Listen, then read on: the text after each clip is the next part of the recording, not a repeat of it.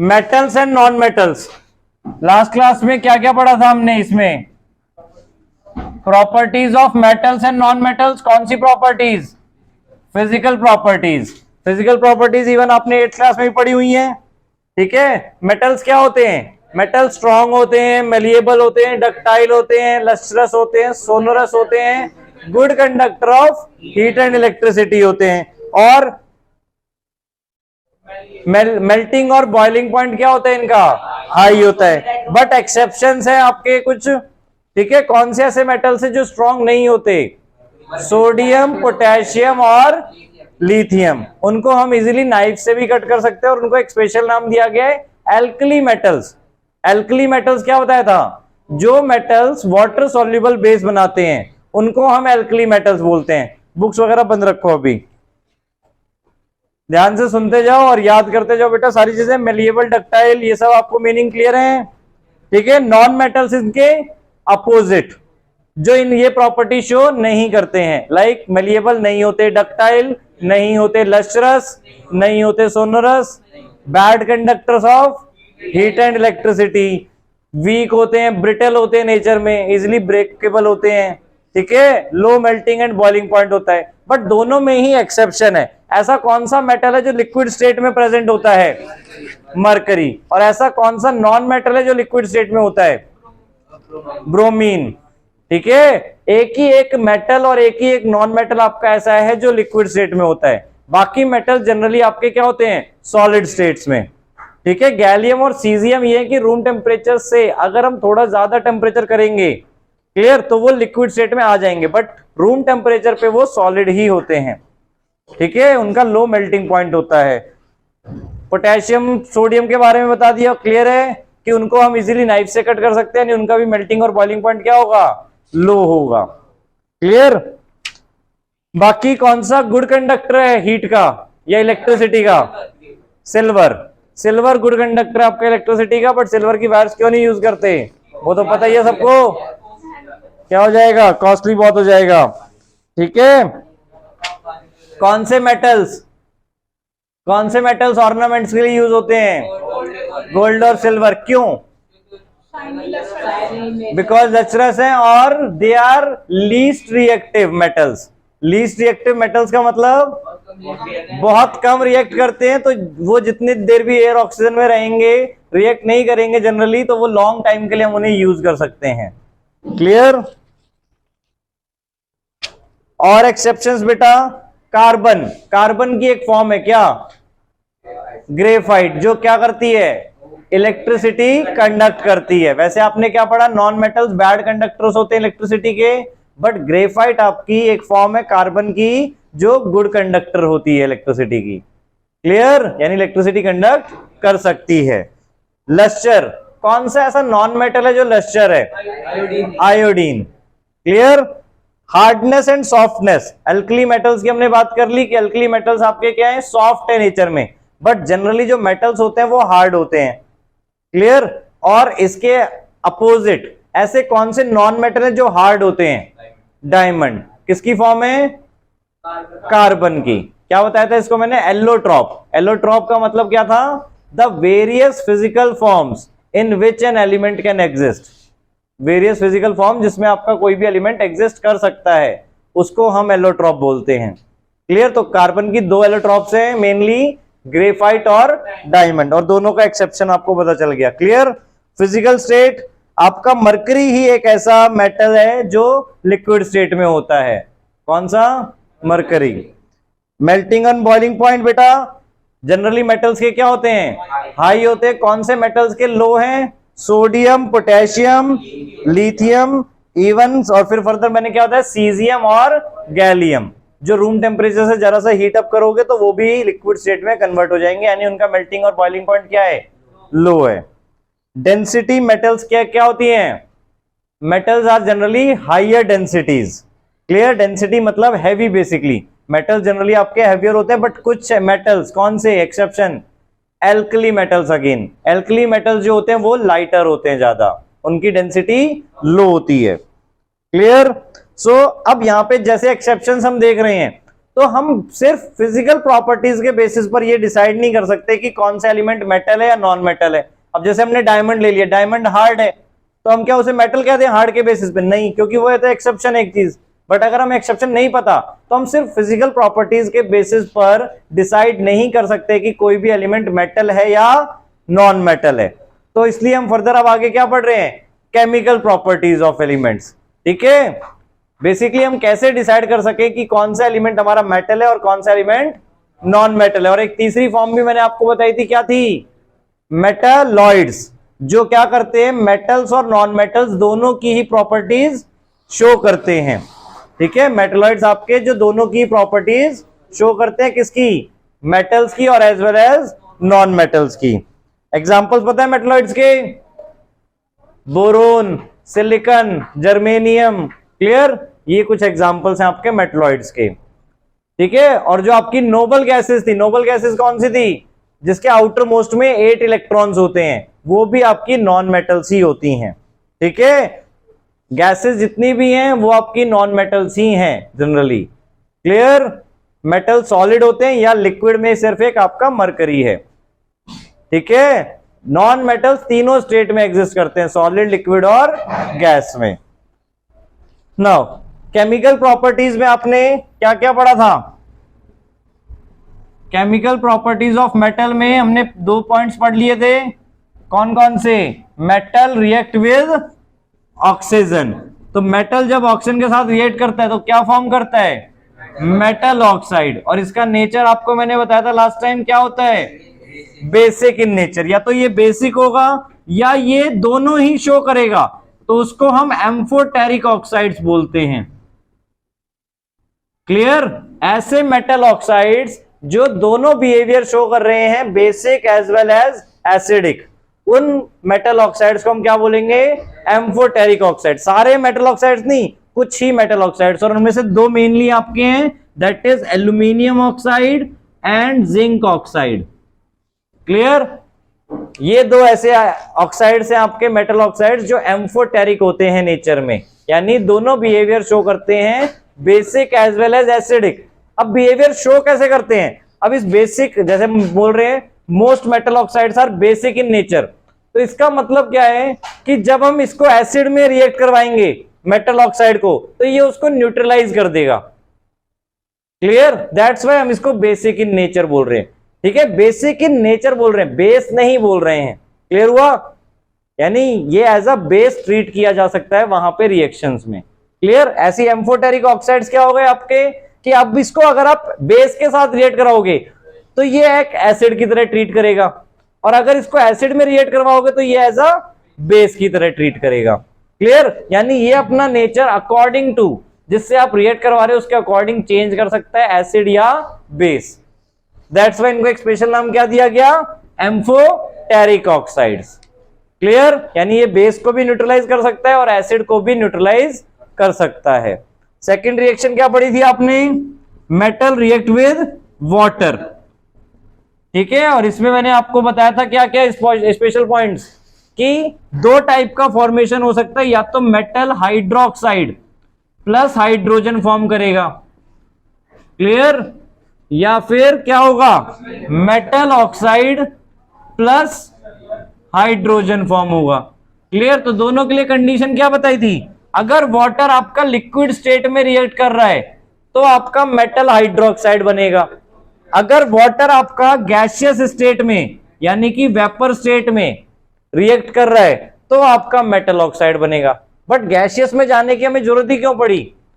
क्योंकि अब सारे मेटल्स एक जैसा रिएक्टिविटी तो शो नहीं करते हैं, कुछ ज्यादा रिएक्टिव होते हैं, कुछ लेस रिएक्टिव होते हैं। तो जो हाईली रिएक्टिव एलिमेंट्स हैं आपके, हाईली रिएक्टिव मेटल्स हैं, वो तो वाटर के साथ विग्रसली रिएक्ट हो जाएंगे, यानी तुरंत रिएक्ट हो जाएंगे और मेटल हाइड्रोक्साइड और हाइड्रोजन फॉर्म कर देंगे। क्लियर? जैसे कि सोडियम या पोटेशियम। सोडियम या पोटेशियम आपके जब वाटर के साथ रिएक्ट करेंगे तो इजीली NaOH प्लस H2 आपका फॉर्म हो जाएगा वहां पे। इस रिएक्शन को प्रॉपरली आप बैलेंस भी कर लोगे। ठीक है, बट जब हम, और रिएक्टिविटी सीरीज सबको क्लियर है, याद है सबको? सुनाओ एक बार फटाफट। Sodium, potassium, sodium, calcium, magnesium, aluminium, zinc, iron, tin, lead, lead का सिंबल आपका PB, then copper, mercury, hydrogen, further lead के बाद hydrogen, copper, mercury, silver, gold. Silver का सिंबल आपका एजी और गोल्ड का एयू। तो ये डाउनवर्ड रिएक्टिविटी सीरीज है आपकी। क्लियर? डाउनवर्ड यानी लीस्ट रिएक्टिविटी एलिमेंट्स की तरफ हम जा रहे हैं। तो जो ऊपर वाले एलिमेंट्स हैं वो तो इजीली आपके क्या करेंगे, कोल्ड वाटर के साथ भी रिएक्ट कर जाएंगे। क्लियर? क्योंकि वो ज्यादा रिएक्टिव है, इजीली रिएक्ट हो जाएंगे। बट मैग्नीशियम से बेटा ये तीनों आपके विग्रसली रिएक्ट हो जाएंगे। फर्दर इन दोनों में क्या होगा, फायर कॉज हो जाएगा। और इसके लिए मैंने आपको बताया भी था, इन दोनों मेटल्स को हम कहां स्टोर करते हैं, कैरोसिन में। ठीक है, इन दोनों को हम कैरोसिन में स्टोर करते हैं। क्यों? क्योंकि ये फायर कैच कर लेंगे ऑक्सीजन और या वाटर के का साथ कांटेक्ट में आने में। क्लियर? बहुत ही हाईली एक्सोथर्मिक रिएक्शन होती है ये। ठीक है, तो इसलिए हम इनको कहां स्टोर करते हैं, कैरोसिन में, कि वो रिएक्ट नहीं कर पाए ना ही ऑक्सीजन से और ना ही वाटर से। क्लियर? देन उसके बाद कैल्शियम। अब कैल्शियम का आपने देखा होगा कई बार, जो चूना होता है व्हाइट वॉशिंग के लिए, उसको वाटर में डालते हैं, उसके अंदर कैल्शियम ही होता है, आपका कैल्शियम ऑक्साइड होता है। तो जब वो वाटर के साथ रिएक्ट करता है तो हीट इवॉल्व होती है, आपका पूरा बीकर जो है वो गर्म हो जाएगा। ठीक है, और उसमें बबल्स फॉर्म होने लगेंगे। तो वो बबल्स क्या शो कर रहे हैं, वो एक्सोथर्मिक रिएक्शन ही शो कर रहे हैं कि वहां से हीट निकल रही है एक तरीके से। हमने क्या बताया, मेटल प्लस वाटर क्या फॉर्म करेगा, मेटल हाइड्रोक्साइड प्लस हाइड्रोजन। तो हाइड्रोजन गैस आपकी वहां से निकलती हुई दिखेगी उन बबल्स में। क्लियर? अब हाइड्रोजन गैस का टेस्ट हम कैसे कर सकते हैं, विद अ पॉप साउंड। हम कोई बर्निंग मैस्टिक या कैंडल वहां पे लेके जाएंगे जहां से हाइड्रोजन निकल रही है, तो वो एक पॉप साउंड के साथ बस्ट होगी वहां पे। क्लियर? तो हाइड्रोजन का टेस्ट हम ऐसे कर सकते हैं। Now magnesium. मैग्नीशियम में अब हमने क्या बताया था कि आपको वाटर को हॉट करना पड़ेगा। क्यों? ताकि हमारी जो रिएक्टिविटी है वो जल्दी हो सके। तो हम बेसिकली टेम्परेचर क्यों बढ़ाते हैं, अपनी रिएक्टिविटी बढ़ाने के लिए। क्लियर? तो मैग्नीशियम आपका हॉट वाटर के साथ रिएक्ट कर सकता है। और फर्दर एक और चीज है, मैग्नीशियम को हम फर्दर स्टीम के साथ भी रिएक्ट करवा सकते हैं। ठीक है, हॉट वाटर या फिर स्टीम के साथ। अब देखो, अगर मैग्नीशियम हॉट वाटर के साथ रिएक्ट करेगा तो मेटल हाइड्रोक्साइड यानी कि मैग्नीशियम हाइड्रोक्साइड आपका फॉर्म होगा प्लस हाइड्रोजन। क्लियर? बट अगर मैग्नीशियम स्टीम के साथ रिएक्ट हो रहा है तो क्या फॉर्म होना चाहिए, मेटल ऑक्साइड। और मेटल ऑक्साइड वो क्या होगा, मैग्नीशियम ऑक्साइड प्लस हाइड्रोजन। आया समझ में? यानी अगर कोई मेटल वाटर के साथ लिक्विड स्टेट में रिएक्ट कर रहा है तब आपका मेटल हाइड्रोक्साइड बनेगा। अगर स्टीम या गैसियस फॉर्म में कर रहा है तो आपका metal oxide plus hydrogen form करेगा। क्लियर है? ना उसके बाद एल्यूमिनियम और जिंक और फर्दर आयरन आपका, ये तीनों बेटा, अब ये तीनों मॉडरेटली रिएक्टिव एलिमेंट्स हैं। मॉडरेटली क्लियर हो गया, ना ज्यादा हाई ना ज्यादा लो। तो ये तीनों आपके वाटर के साथ गैसियस फॉर्म यानी कि स्टीम के साथ रिएक्ट करेंगे और क्या फॉर्म करेंगे, metal oxide plus hydrogen. Aluminium oxide, zinc oxide, iron oxide. ठीक है, क्लियर हो गया? रिएक्शंस आपकी बुक में दी हुई हैं, सारी ध्यान से आपको पढ़नी है बेटा। मेथड क्लियर हो गया कि किस वे में आपकी रिएक्शंस फॉर्म होनी है। रिएक्टिविटी सीरीज याद करोगे उसके बेसिस पे। नाउ अब ये जो लास्ट के एलिमेंट्स हैं, लास्ट के एलिमेंट्स वाटर के साथ रिएक्ट नहीं करते। क्यों? क्योंकि ये लीस्ट रिएक्टिव एलिमेंट्स हैं। ये हाइड्रोजन को देखो, बेसिकली हाइड्रोजन के जो नीचे आ रहे हैं, कॉपर, मरकरी, सिल्वर, गोल्ड, जो हाइड्रोजन के नीचे आ रहे हैं वो वाटर में से क्या, देखो बेसिकली अब क्या कर रहा है, जो भी मेटल यहां पे रिएक्ट कर रहा है वाटर के साथ, क्लियर, वो हाइड्रोजन को वहां से डिस्प्लेस करता है। ठीक है, तो ये एलिमेंट्स हाइड्रोजन के नीचे अगर आ रहे हैं तो हाइड्रोजन को डिस्प्लेस नहीं कर सकते। डिस्प्लेसमेंट रिएक्शन आपने सब में पढ़ी थी पहले कि higher reactive element displaces less reactive element from its solution. तो जो हाइड्रोजन के नीचे हैं वो ऊपर वाले हाइड्रोजन को वहां से डिस्प्लेस नहीं कर सकते। क्लियर? तो वो वाटर के साथ रिएक्ट नहीं करेंगे, यानी हाइड्रोजन लिबरेट नहीं करेंगे। क्लियर? तो जो लीस्ट रिएक्टिव एलिमेंट्स है उनके साथ वाटर की रिएक्शन नहीं होगी मेटल्स में। क्लियर? यहां तक नाउ अब थर्ड रिएक्शन आपकी reaction of metal with dilute acids. Third point आपका बेटा reaction of metal with dilute acid. ये सब आपने इवन थर्ड चैप्टर में पढ़ा हुआ है। थर्ड चैप्टर में हमने पढ़ा था एसिड विद मेटल, क्लियर। तो यहां पर वही हो गया आपका, डाइल्यूट बोलो या कंसेंट्रेटेड एक बात है, क्लियर। बस आपका कंसेंट्रेशन का फर्क होता है, उसमें रिएक्शन वही रहेंगी चाहे डाइल्यूट एसिड हो या कंसेंट्रेटेड एसिड हो। नाउ मेटल को जब एसिड के साथ रिएक्ट करेंगे, अब आप सबको पता है एसिड में जो कॉमनली चीज होती है वो क्या होती है, H प्लस आयंस। अब मेटल की रिएक्टिविटी सीरीज में आप सबने देखा हाइड्रोजन आता है, तो मेटल्स क्या करेगा, उस हाइड्रोजन को एसिड में से डिस्प्लेस करेगा। तो क्या रिएक्शन होनी चाहिए, अपने आप सोचो दिमाग में, मेटल को एसिड के साथ रिएक्ट कर रहे हो तो क्या डिस्प्लेस हुआ, हाइड्रोजन। अगर एसिड में से हाइड्रोजन निकल गया तो वो एसिड तो रहा नहीं, तो क्या बन जाएगा, मेटल सॉल्ट। एसिड निकल गया तो बेस बन जाएगा, एसिड में से हाइड्रोजन निकल गया तो बेस बनेगा नहीं, एसिड में से हाइड्रोजन निकल गया तो न्यूट्रल सॉल्यूशन हो गया, दैट इज सॉल्ट, और मेटल उसमें रिएक्ट भी हो गया, तो metal salt plus hydrogen. Clear हुआ बेटा सबको, कुछ दिमाग लगाने की जरूरत नहीं है, दिमाग अपने आप ही चल पड़ेगा इसमें। ये रिएक्शन आपने इवन एसिड प्लस मेटल में की थी कि मेटल एसिड में क्या करेगा, हाइड्रोजन को डिस्प्लेस कर देगा। वही रिएक्शन यहां अपोजिट हो गई, क्लियर। नाउ अब कोई भी मेटल हम ले लें, बट कौन से मेटल्स, जो हाइड्रोजन से ज्यादा रिएक्टिव हो, क्योंकि वही एलिमेंट आपके हाइड्रोजन को वहां से डिस्प्लेस कर पाएगा। क्लियर, ये नहीं कि कोई भी रैंडमली हमने रिएक्शन बना दी, ये चीज ध्यान रखनी है कि कौन हाइड्रोजन को वहां से डिस्प्लेस कर सकता है। अब जैसे हमने आयरन ले लिया, आयरन प्लस सल्फ्यूरिक एसिड, ठीक है, आयरन का सिंबल Fe, सिंगल एग्जिस्ट होता है, sulphuric acid H2SO4 gives metal salt. क्या बनेगा वो आपका, यहाँ पे आयरन की वैलेंसी हम क्या यूज करते हैं नॉर्मली 2, तो FeSO4 प्लस H2, क्लियर। और ये रिएक्शन इवन पहले से ही आपकी बैलेंस्ड है। इसी के अलावा एक और हम लेते हैं, सपोज Na क्या है आपका, सोडियम मेटल, ठीक है। कौन सा एसिड ले लिया, सपोज हाइड्रोक्लोरिक एसिड, तो क्या फॉर्म करेगी रिएक्शन आपकी, NaCl प्लस H2। बैलेंस करने के लिए यहां पे 2 लगा देंगे, यहां पे भी क्लोरीन आपका 2 हो गया, तो यहां पे NaCl के आगे 2 लग गया, Na2। नाउ इसी तरह एक और रिएक्शन अपने आप बनाओ, चलो फटाफट माइंड में बना के मुझे बताओ। मैग्नीशियम प्लस कौन सा सॉल्ट ले लें, कोई और बताओ, HNO3 लेते हैं, चलो HNO3 gives MgNO3 whole twice. क्यों, NO3 की वैलेंसी 1 होती है, तो MgNO3 whole twice plus hydrogen. Clear. अब ध्यान से देखो, अब यहां पर हमने मैग्नीज लिया था। अब आपको एक इंपॉर्टेंट चीज बताता हूं, बहुत ही ज्यादा इंपॉर्टेंट।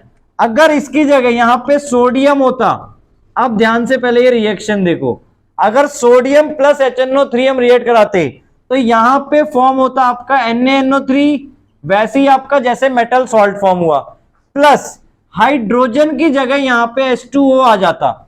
अब ध्यान से देखो ये फर्क क्यों हुआ है, ये डिफरेंस क्यों क्रिएट हुआ यहां पर, क्योंकि HNO3 आपका क्या है, ऑक्सीडाइजिंग एजेंट है। क्या है, ऑक्सीडाइजिंग एजेंट है, क्लियर।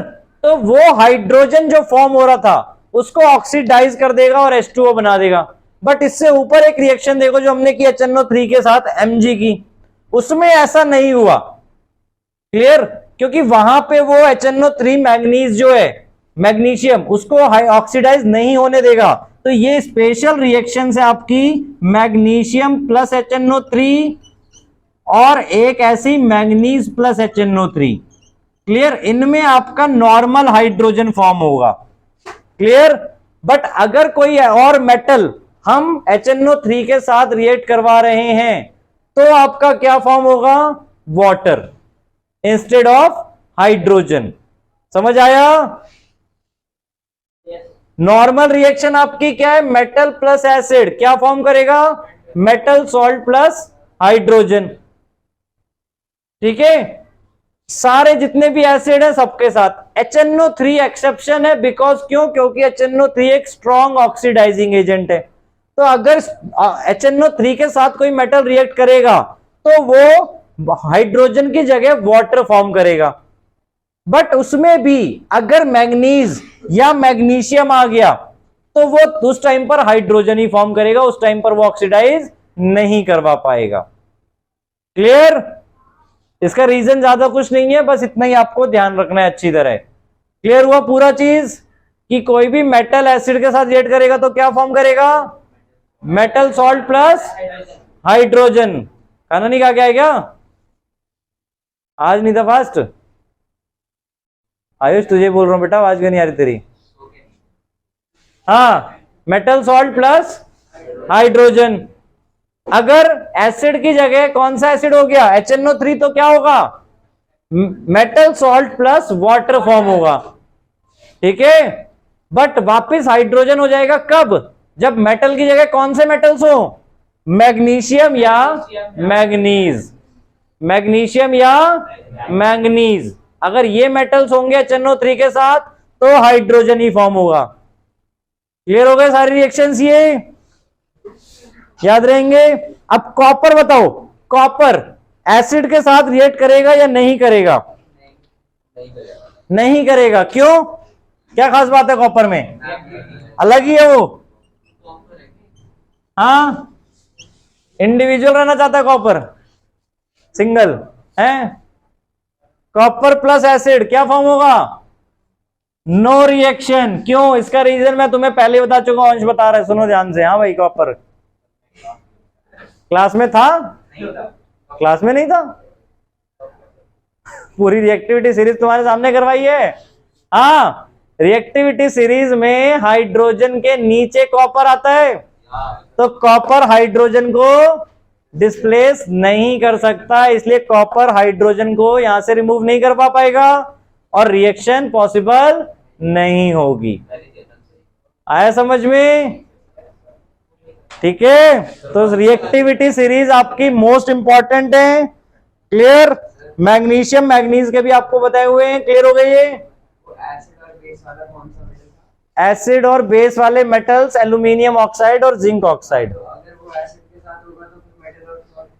वो तो मेटल है, वो मेटल ऑक्साइड की बात की थी हमने, वहां पे मेटल की बात नहीं की थी। ठीक है, मेटल ऑक्साइड के नेचर, मेटल का नेचर थोड़ा ना था। क्लियर? नाउ अब इसके बाद बेटा aqua regia. Reactivity series clear है सबको? अब नाउ अब एक मोस्ट इंपॉर्टेंट सॉल्यूशन, ध्यान से देखो, एक्वा रीजिया। जानते हो इस सॉल्यूशन के बारे में? ये एक ऐसा सॉल्यूशन है जो किसी भी मेटल को अपने अंदर डिसॉल्व करवा सकता है। यानी क्या? ये इतना स्ट्रॉन्गेस्ट सॉल्यूशन है जो अच्छे अच्छे मेटल्स को, जैसे कि हमने बोला मेटल्स का मेल्टिंग पॉइंट और बॉइलिंग पॉइंट बहुत हाई होता है। बेसिकली मेल्टिंग पॉइंट क्योंकि मेटल जनरली सॉलिड स्टेट में होते हैं, बॉइलिंग पॉइंट तो उनका देखते हैं जो लिक्विड स्टेट में होते हैं। क्लियर? तो ये अच्छे अच्छे मेटल्स, मतलब सारे मेटल्स को ये क्या कर लेता है? डिसॉल्व कर देता है, मतलब उनको मेल्ट करवा देता है। क्लियर? तो क्या होगा ये बताओ? क्या ये कोई एसिड है? ये है मिक्सचर ऑफ एसिड। ठीक है, कोई भी अकेला एसिड ऐसा नहीं कर सकता। तो एक्वा रीजिया एक सॉल्यूशन है किसका? 1 part of nitric acid. 1 part of nitric acid. Nitric acid का फॉर्मूला सबको पता है? क्या है? HNO3 और 3 parts of hydrochloric acid. Hydrochloric acid का फॉर्मूला सबको क्लियर है? HCl। क्लियर? ये दो, इन दोनों का जो सॉल्यूशन है, मतलब नाइट्रिक एसिड रेशो HCl, ये आपका 1:3 है। तो ये सॉल्यूशन प्रिपेयर किया जाता है इन दोनों से, और ये ऐसा सॉल्यूशन बन जाता है उसके बाद जो आपके मेटल्स, कोई भी मेटल्स को इजीली डिसॉल्व कर सकता है। क्लियर? यानी उसको मेल्ट करवा सकता है। क्लियर? और ये दोनों कंसंट्रेटेड एसिड्स के पार्ट हैं बेटा। ठीक है, दोनों पार्ट जो हमें लेने हैं वो कंसंट्रेटेड के लेने हैं। ठीक है, क्लियर हो गया एक्वा रीजिया सबको? करते क्यों है डिसॉल्व? मेल्ट करने के लिए, कोई नई शेप देने के लिए। ठीक है, किसी मेटल्स को आपको गोल्ड की नई नई शेप्स बनती हैं आपके पास, क्लियर, तो उस शेप्स के लिए हम उन्हें मेल्टेड स्टेट में चाहिए, तो इसलिए हम एक्वा का यूज करते हैं, क्लियर। नाउ अब मेटल्स की रिएक्टिविटी सीरीज सबको क्लियर है, कुछ मेटल्स ज्यादा रिएक्टिव है और कुछ मेटल्स कम रिएक्टिव है, ऐसा क्यों है ऐसा बताओ। बिकॉज ऑफ द कि आपके मेटल जनरली, एक बात करो, हाँ हमने लास्ट क्लास में ये बात डिस्कस की थी, मेटल्स क्या करते हैं, the major difference between the metals and non metals, metals electrons lose करते हैं, नॉन मेटल्स क्या करते हैं, इलेक्ट्रॉन्स गेन करते हैं, क्लियर। तो अब रिएक्टिविटी की अगर हम बात करें, अब देखो आपके पास में सपोज दो मेटल्स हैं, एक के पास आउटर मोस्ट में एक इलेक्ट्रॉन है, एक के पास आउटर मोस्ट में दो इलेक्ट्रॉन्स हैं, क्लियर। तो कौन जल्दी रिएक्ट हो पाएगा, रिएक्ट होने के लिए क्या करना पड़ता है, उसको अपने इलेक्ट्रॉन्स लूज करने पड़ते हैं, तो कौन लगता है जल्दी रिएक्ट होगा, एक इलेक्ट्रॉन वाला या दो इलेक्ट्रॉन वाले, एक इलेक्ट्रॉन वाला, क्योंकि जितना जल्दी वो लूज करेगा, उसको एक इलेक्ट्रॉन बाहर निकालना है, रिएक्टिविटी के लिए वो रेडी हो जाएगा, क्लियर। दो इलेक्ट्रॉन वाले को दो इलेक्ट्रॉन निकालने पड़ेंगे, उसके बाद वो रिएक्टिविटी के लिए रेडी होगा, आई बात समझ में। तो इस बेसिस पर आपकी केमिकल रिएक्टिविटी है मेटल्स की, या chemical reactivity of non metals भी आप इसी तरीके से बना सकते हो, क्लियर। तो जितने भी एलिमेंट्स हैं आपके, उनकी रिएक्टिविटी इसी बेसिस पे डिसाइड होगी कि कितना जल्दी वो इलेक्ट्रॉन लूज कर रहे हैं और रिएक्टिविटी के लिए रेडी हो रहे हैं बेसिकली, यानी अपने आयंस फॉर्म कर रहे हैं। मेटल्स कौन से आयंस फॉर्म करते हैं, पॉजिटिव आयंस, कैसे, इलेक्ट्रॉन्स लूज करके, और नॉन मेटल्स क्या करते हैं, इलेक्ट्रॉन्स गेन करते हैं, और कौन सा आयन फॉर्म करते हैं, negative ions, clear.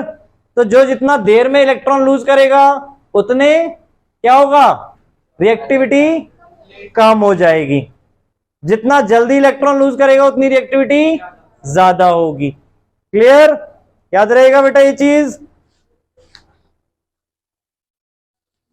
Now next reaction बेटा आपकी fourth reaction, reaction of metal with salt solution. तो ये आपका सेम एज डिस्प्लेसमेंट रिएक्शन है बेटा, कि मेटल्स को हम सॉल्ट सॉल्यूशंस के साथ रिएक्ट करवा रहे हैं। सॉल्ट में भी क्या होता है, कोई ना कोई मेटल होता है, तो वो मेटल उस मेटल को वहां से क्या कर देगा, डिस्प्लेस कर देगा, बट तब जब वो उससे ज्यादा रिएक्टिव होगा, clear. Higher reactive element less reactive element को डिस्प्लेस कर सकता है from it salt solution, clear. अब जैसे आयरन की बात करें हम, आयरन प्लस कॉपर सल्फेट क्या होगा, FeSO4 प्लस कॉपर, ठीक है। आयरन कॉपर सल्फेट में से कॉपर को डिस्प्लेस कर देगा और क्या फॉर्म कर देगा, iron sulphate plus copper, displacement reaction ही हो गई आपकी ये, क्लियर। बट अब ये मेटल्स के बेसिस पे बता रहे कि एक मेटल दूसरे मेटल को कैसे डिस्प्लेस कर रहा है यहाँ पे सॉल्ट सॉल्यूशन में, क्लियर। बट अगर इसी रिएक्शन को हम रिवर्स कर दें, कॉपर प्लस आयरन सल्फेट, तो क्या होगा, रिएक्शन नहीं होगी हमारी, क्योंकि कॉपर क्या है, आयरन से लेस रिएक्टिव है, कॉपर आयरन से लेस रिएक्टिव है, तो कॉपर आयरन को वहां से डिस्प्लेस नहीं कर सकता, क्लियर, याद रहेगा बेटा। तो डिस्प्लेसमेंट रिएक्शन आपका सिंपली इसके ऊपर डिपेंड करता है कि कौन ज्यादा रिएक्टिव है और कौन लेस रिएक्टिव है। तो रिएक्टिविटी सीरीज सबको अच्छी तरह याद होनी चाहिए, क्लियर। नाउ कुछ मेटल्स आपके हाइड्रोजन से ज्यादा रिएक्टिव हैं और कुछ मेटल्स आपके हाइड्रोजन से कम रिएक्टिव हैं, बट हाइड्रोजन आपका मेटल नहीं है, बट रखा क्यों है फिर यहां पे हाइड्रोजन को रिएक्टिविटी सीरीज में, मेटल्स की रिएक्टिविटी सीरीज में,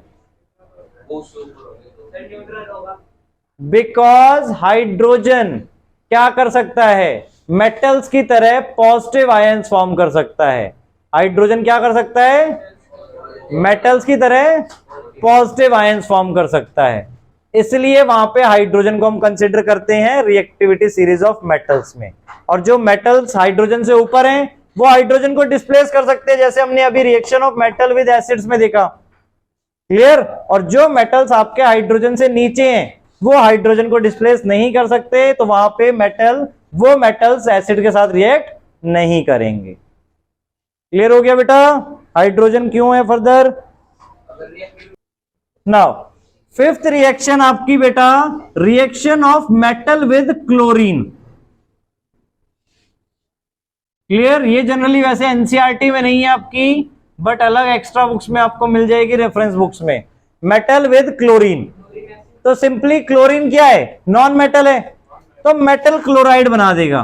ठीक है, मेटल प्लस क्लोरीन क्या फॉर्म करेगा, मेटल क्लोराइड। ठीक है, और बेसिकली हम यहां पर इसको क्यों पढ़ रहे हैं, क्योंकि इसका जो नेचर होगा वो आयोनिक होगा। आयोनिक मतलब कि आपके ये आयंस फॉर्म करेगा। क्लोरीन क्या है, नॉन मेटल है। नॉन मेटल्स कौन से आयंस फॉर्म करते हैं, नेगेटिव आयंस।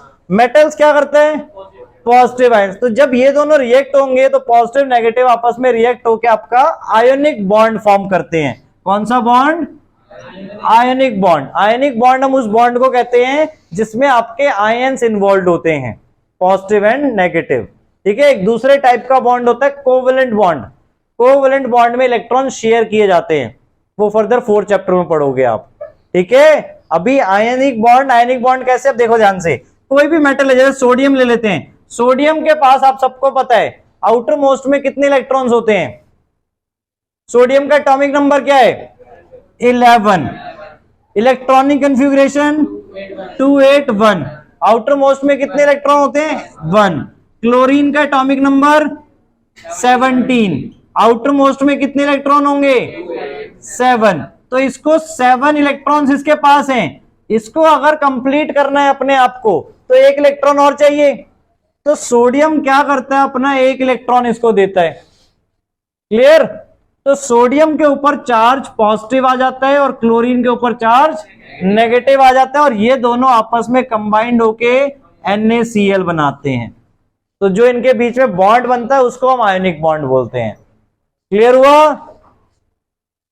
ठीक है, यानी जब कोई एलिमेंट, एक एलिमेंट दूसरे एलिमेंट को क्या कर रहा है, इलेक्ट्रॉन ट्रांसफर कर रहा है, तो उससे जो बॉन्ड फॉर्म होता है वो आयोनिक बॉन्ड होता है। क्लियर हो गया सबको। तो मेटल रिएक्ट करेंगे क्लोरीन के साथ तो क्या बनाएंगे, मेटल क्लोराइड्स फॉर्म करेंगे, जो कि क्या होंगे नेचर में, आयोनिक बॉन्ड होंगे। ठीक है, इसी तरह अगर मेटल हाइड्रोजन के साथ भी रिएक्ट करेंगे तो क्या फॉर्म करेंगे, reaction of metal with hydrogen. तो सेम चीज होगी बेटा, हाइड्रोजन के पास आउटर मोस्ट में कितने इलेक्ट्रॉन होते हैं 1, हाइड्रोजन का एटॉमिक नंबर क्या है 1, सो कन्फिग्रेशन 1। आउटर मोस्ट में पहले वाले शेल में कितने इलेक्ट्रॉन्स हो सकते हैं मैक्सिमम 2। तो हाइड्रोजन को 1 एलिमेंट और चाहिए, 1 इलेक्ट्रॉन और चाहिए। ठीक है, तो मेटल प्लस हाइड्रोजन क्या फॉर्म करेगा, मेटल हाइड्राइड। क्या फॉर्म करेगा, मेटल हाइड्राइड। और अगेन जो मेटल हाइड्राइड होंगे आपके, वो नेचर में क्या होंगे, आयोनिक इन नेचर। ठीक है, ये आपके आयोनिक होंगे नेचर में।